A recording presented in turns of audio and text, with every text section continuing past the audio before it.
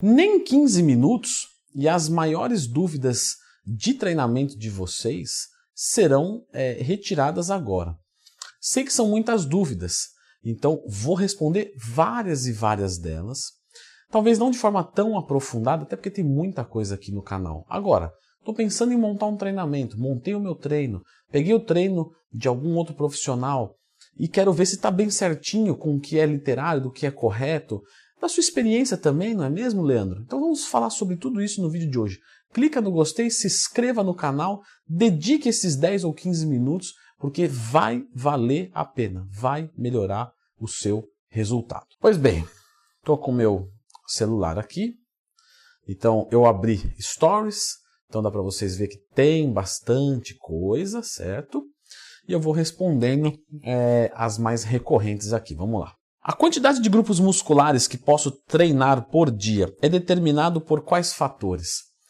Depende de vários fatores, mas com certeza um dos fatores é a divisão do treinamento. Então se eu vou treinar um ABCDF, eu vou fazer menos grupos musculares do que num ABC 1X. Qual a duração de treino e quantas vezes na semana para natural?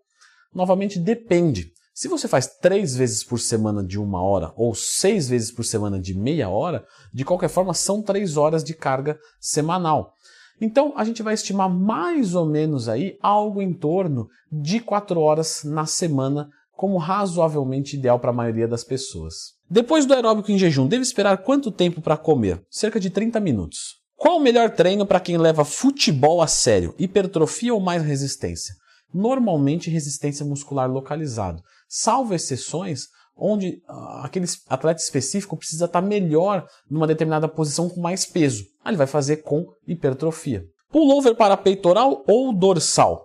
Ele pega, na verdade, os dois, ok? Então você pode utilizar tanto em um quanto em outro. Mas normalmente o pullover com halteres é utilizado no treinamento de peitoral e o com barra no treinamento de dorsal, porque muda o recrutamento entre peito e dorsal quando você faz essa manobra. Qual o melhor cardio para se fazer? O que você mais gostar, se essa for a finalidade estética, porque na finalidade estética você só tem o objetivo de queimar calorias, e isso qualquer aeróbico irá fazer. Leandro Twin, mas é específico para uma modalidade. Qual? Ciclismo. Então tudo bem, nesse caso vai ser com certeza a bicicleta o melhor cardio, o específico da modalidade. Dá para corrigir problemas posturais com musculação? Alguns sim. Então, por exemplo, no caso da cifose, é muito bem corrigido. Já no caso da escoliose, talvez seja necessário uma intervenção de um fisioterapeuta. Qual a maneira mais eficaz de evoluir uma musculatura específica?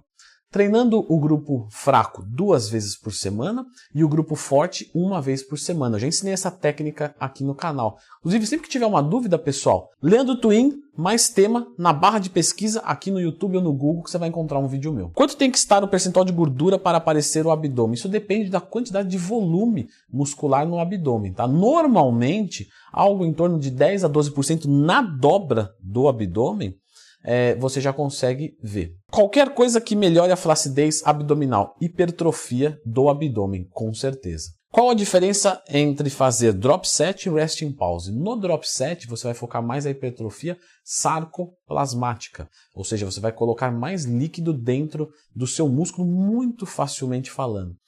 Na resting pause você vai focar mais a miofibrilar, que é uma fibra de menor volume, mas mais densidade. Ambos são importantes. Tem como mudar o formato do peito com o treino ou é fator genético? É genético. Então quando você pega alguns desenhos musculares, é dessa forma. Claro que hipertrofiando, isso se torna mais interessante. Mas você transformar, por exemplo, um peitoral que tem um formato arredondado em um quadrado mais junto, isso não muda tanto. Panturrilha, treinar dia sim, dia não. Para um hormonizado, talvez. Para um natural, prefiro 2 vezes por semana, com mais volume e intensidade. Vai responder melhor. Qual o melhor treino para diminuir e definir o abdômen? Na verdade, isso realmente vai ser conquistado baixando o percentual de gordura. Então, o treinamento de abdômen 2 vezes por semana, com mais ou menos 10, 12 séries em cada sessão, todas até a falha, com mais ou menos 8 a 15 repetições, vai muito bem. O resto a gente tem que conquistar na dieta e nos aeróbicos. Dividir treino aeróbico de manhã e musculação à noite, totalmente válido. Treinar em jejum, desde que você seja um indivíduo que tem boa capacidade adaptativa a essa estimulação, como por exemplo controles autônomos eficientes de neurotransmissores, você pode treinar em jejum sem problema nenhum. Então, o indivíduo que é treinado tem isso melhor. Então, ele tende a ser melhor no treino em jejum. O indivíduo que é iniciante, que ainda não consegue compensar o gasto, não é tão bem-vindo e pode passar mal. De qualquer forma, faça um teste. Se você se sentir bem, pode treinar sem problemas. Naturais, conseguem resultados com treino ABCDE? Evidente que sim, tá? 2 treinos curtos por dia, o que você acha? Eu acho que se você for um profissional e viver do esporte, muito bom, porque você tem energia para os 2 treinamentos em níveis altos. Para nós, meros mortais, não vai fazer diferença nenhuma. Seria só se você gostar mesmo. Qual a melhor forma de divisão dos treinos? Cada pessoa vai ter a sua, não tem como falar isso de forma genérica. Se você quiser conferir um pouco mais, procura a minha palestra no YouTube da Growth, como montar um treino. Lá tem um exemplo de divisão. Treinamento com mais volume melhora o metabolismo? Depende. Se não houver muita intensidade, não. Aeróbico em jejum pode ser de alta intensidade? Pode, porque a gente pode treinar musculação que é de alta intensidade em jejum. Então aeróbico também, cai naquela mesma questão. Dá para ficar sem aeróbico? Até dá, a depender do seu objetivo, mas com ele, tanto no cutting quanto no bulking, sua vida vai ser mais fácil. Como melhorar a respiração durante a musculação? Com o autopoliciamento, com certeza. Treino para melhorar o VO2 máximo. HIIT. Qual o melhor a se fazer na fase de crescimento? 3 de 8 ou até a falha? Até a falha por volta de 8 repetições. Pode sair 7, 8, 9, sem problemas. Como poderia melhorar a carga no supino reto, utilizando a barra? Veja só, meu querido, se você treina para hipertrofia, não há necessidade de você se preocupar em aumentar a carga do exercício. Você tem que melhorar a carga de treino, a magnitude de carga. Então, se você treina para força, seria fazendo o supino mais vezes na semana. Por exemplo, 3 vezes por semana. Cada um desses treinos com mais séries, menos repetições e mais carga e mais tempo de intervalo, ou seja, um treino menos denso. É normal sentir dor na lombar com alguns exercícios como stiff e terra? Com certeza. O pump na lombar é muito indigesto, é muito ruim. Então quando você sente ele parece que você se machucou. Mas é simplesmente uma dor de trabalho, um ácido lático naquela região. E no stiff e no terra são exercícios de lombar, então você vai sentir. Panturrilhas, mais peso ou repetições? Se eu for considerar uma média populacional, mais peso. Porque a galera coloca pouco peso e faz 30, 40 repetições. Então, você ficando mais ou menos até 15 repetições, está excelente com a carga máxima para falhar dentro desse valor. O que acha de exercícios conjugados? As séries em bisete são fantásticas, perfeito? É uma técnica avançada. Agonista e antagonista vai servir mais para economizar tempo, já que esse lance de quando o músculo da frente está se mexendo, o de trás também está. Sim, mas ele está se mexendo simplesmente porque a articulação está se movendo. Ele não está fazendo força nenhuma. Então isso não gera trabalho benéfico acima para criar um resultado ou uma técnica avançada nenhuma. Unicamente para economia de tempo e possivelmente em 2 exercícios pesados para uma melhora também do VO2 máximo. Mas se você faz isso, é melhor você ir para o HIIT. Treino de força no cutting, vale a pena?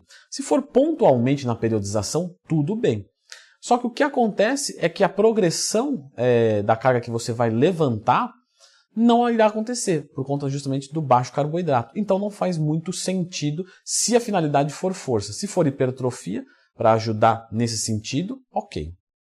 Cardio após o treino de musculação atrapalha na hipertrofia? Não, pode ajudar se bem conciliado. Para naturais, o que é mais importante? Um treino mais metabólico ou um treino mais pesado? Ambos bem-vindos numa periodização de treino, mas com certeza mais incidência dos pesados. Se eu estiver muito cansado, vale a pena treinar assim mesmo ou melhor descansar?